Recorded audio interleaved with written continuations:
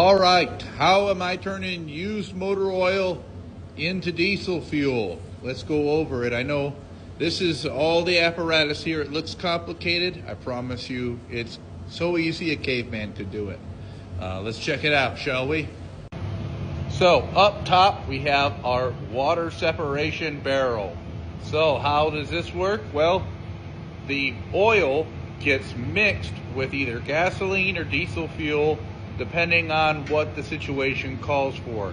Usually it's about 10% gasoline to 90% diesel, and that really runs good in the truck.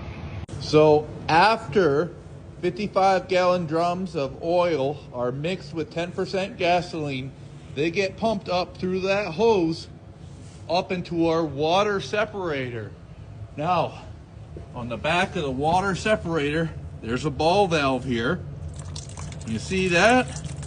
That is coolant, sludge, all the nasty things that come with used motor oil right there. Yucky. So we collect that and then dispose of it in a responsible manner. But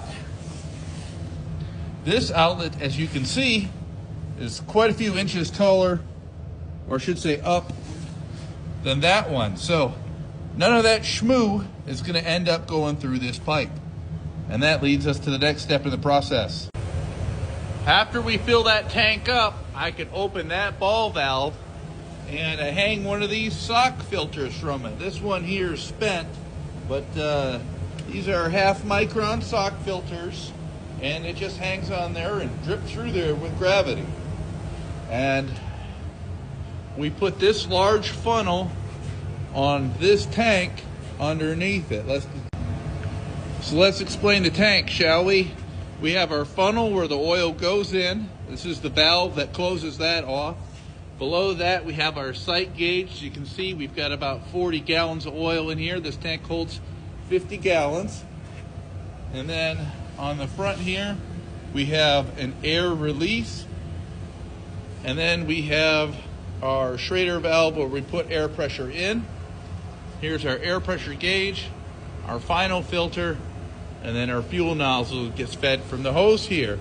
So what I do is I apply air pressure.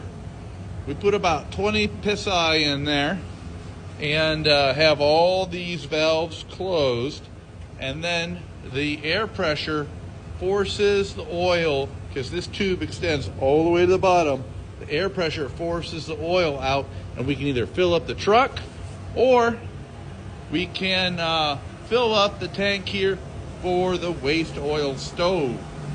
So that's how we do it.